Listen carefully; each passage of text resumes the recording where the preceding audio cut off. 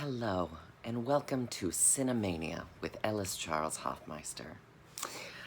This Tuesday, this fine, wonderful morning, is brought to you by the fact that I've only watched a couple of films, and so I will elaborate on them more in Friday's video. So for today, I'm going to talk about, well, first, I want to say that there are rumors of a Heat 2 swirling, so that's fun. But what is interesting is that the book has already been written and people who've read it are comparing it to Godfather 2, and now they're talking about doing it as a film. So it's very interesting with Michael Mann returning, which I'm all in support of. And also the new Indiana Jones, which is called Indiana Jones versus the Temple of Metamucil, is coming out and going to premiere at Cannes, which Crystal Skull premiered last time, so I don't know if that's a good sign or a very bad sign. Not that we don't love Knowledge or Cate Blanchett's haircut or getting inside a refrigerator to protect yourselves. That's all I have to say. I'm gonna be so excited when that film comes out, although I haven't been as big of a fan of James Mangold's films, so we'll see. So today I'm going to talk about the pile of films that I watched in February, because I haven't talked about those in one of these videos already. Sometimes I'll talk about a few films, sometimes I'll talk about a big old list of films, so today's a list of films, so buckle up, friends. So in February, I watched actually not too many films. Well, an alarm went off on my phone, which means that my video was temporarily stopped, so these videos have been stitched together. And that is because I always have a wild amount of alarms that are just haunting my phone and anyone that I live with. I'm so sorry to all of my roommates. So, continuing on. February 2023 started off with a little old film called Mother's Day, which is, I think the only way I can describe it is you will enjoy this film if you like Last House on the Left mixed with John Waters types film, although that feels shockingly offensive to John Waters. But it is a film about some, I don't know how to say this, some cretinous men who do terrible things to these two women that they kidnap in the woods after they go camping. Well, technically three, I believe, to appease their creepy, creepy mother. The woman who plays the mother is amazing. I would give it 2 out of 5 scenes of disgusting food eating. Then I watched Zombie, which is the great Lucio Fulci epic, which is just delightful, and it is very much Italian, you know, with the overdubbing horror film that is super, you know, grotesque and violent and a lot of fun. I would give it 5 out of 5 scenes of a zombie fighting a shark, which is just as great as you've always heard. Then I watched Ms. 45, which was a very strange Valentine's Day film to watch, but I guess that's what I picked. It's the Abel Ferrara film that is just incredible, and I would highly recommend if you like well-done rape revenge thrillers. That sounds weird, but, you know, that's a genre. So, I would say 5 out of 5 nun costumes or getting rid of dead bodies all over New York City. Then I watched I Could Never Be Your Woman, which is a very, very strange film, which is an Amy Heckerling film. And it, if it was weirder, it would be better. But it tries to kind of toe the line between a romantic comedy and being very weird and strange. So, you know, but it's very fun for a very, very young Saoirse Ronan. It was also filmed in England, but is set in Los Angeles, which is baffling. And Tracy Ullman's strange goddess character is fascinating. It's a 3 out of 5 Paul Rudd dancings. That's what I'd give it. Dead Silence, which is a scary puppet movie. I would give that, I don't know, 2 out of 5 human puppets. You'd know if you'd seen it. Trust me, you'd know if you'd seen it. Then I watched From Dusk Till Dawn, which I had never seen before, which was delightful. So much fun. Also, Harvey Keitel, just always delicious. Always, as also young Julia Lewis, which she's just incredible. And if you haven't seen Cape Fear, it's amazing. And it's a lot of fun. Robert Rodriguez, I'd give that 5 out of 5 makeshift crosses. Then I watched What Happened Was, which is one of my favorite watches of the last couple of months, which was a Sundance Grand Prix winner by Tom Noonan. And it's one of those great 90s New York films about people on a date. It's really fun to see, you know, kind of OG 90s New York apartments that are very strange and darkly lit, and it's very interesting. I would highly recommend, and it's streaming, I believe, on Criterion. Then I watch one of my favorites, The Fog, which I watch often. It's one of my top 3 films of all time. John Carpenter. It's just excellent.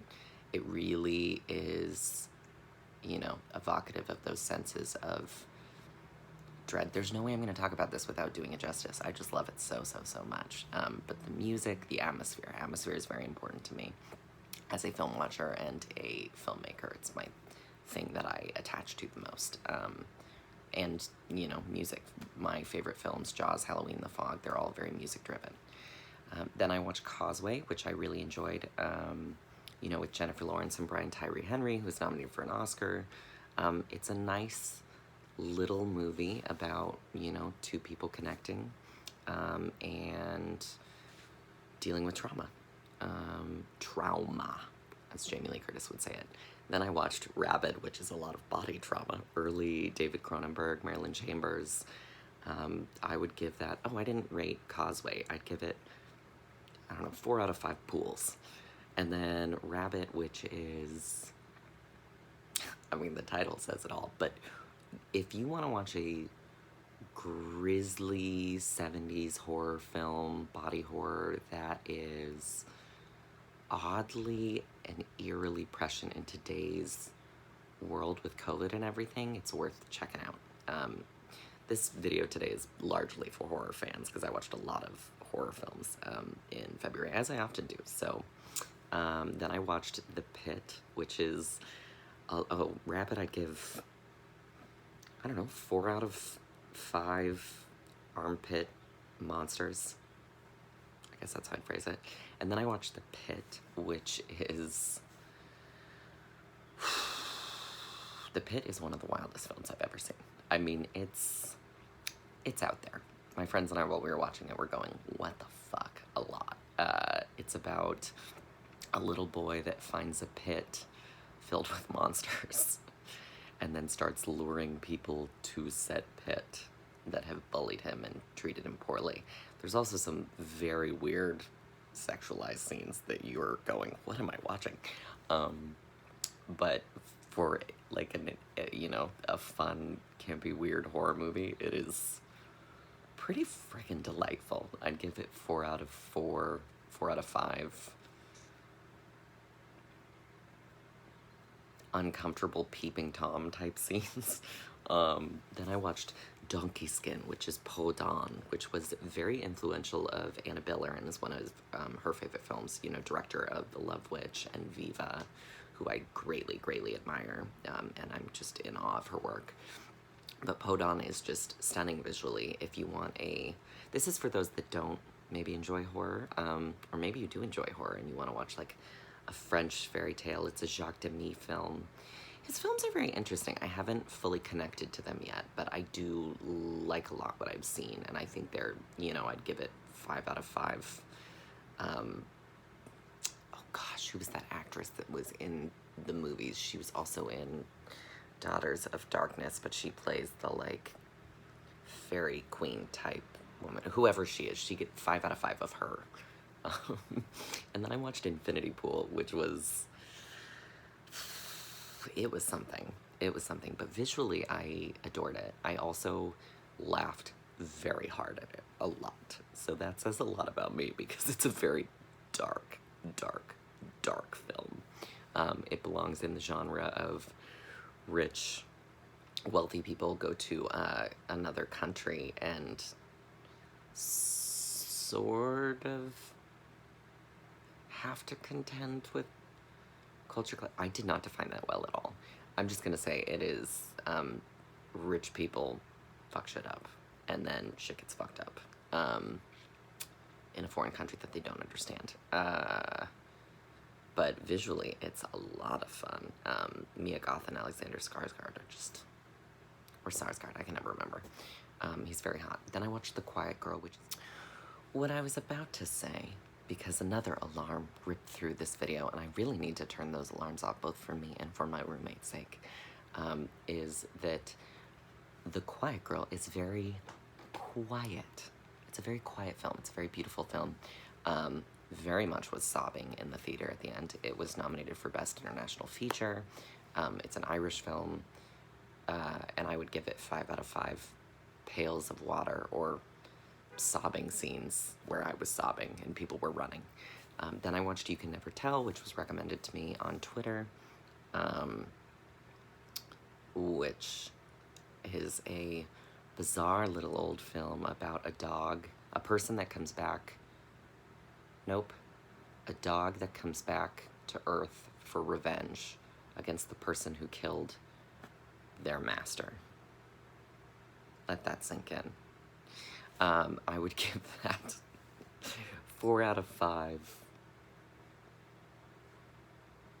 I feel like there was a hidden bottle of booze somewhere that was important to the plot. But not like too important, but like kind of important. Oh, never mind. I figured out what it was. I'm not going to tell you. Then I watched The Secret of Convict Lake, which is arguably one of my most favorite older films that I've watched recently. I'm going to say favorite a lot. I don't care. I say everything's my favorite. I love everything. I'm a movie slut. It's totally fine. And The Secret of Convict Lake is... it's delightful. It is a delightful snow western. That was, I believe, in the snow western section on Criterion. It's no longer streaming there, but it is very worth checking out because it is awesome. It's a band of men come to this tiny snowed-in town, and then the women in the town fend them off and have to kind of control what dastardly deeds they are doing. It's a weird review, but that's what I'm going to say. I'd give it 5 out of 5 snowy boots, because I'm sure those boots were filled with snow and it was cold. And then I watched Babs. Oh, Babs, the Robert Townsend film, which is just delightful. Also, all I can think about is how did we not give Halle Berry an Oscar earlier, because she is a delight in that film. So Babs, B-A-P-S, it's great. Highly recommend. And I would give it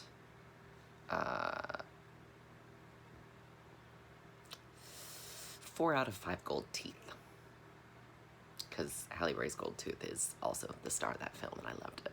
Okay, have a wonderful, wonderful Tuesday.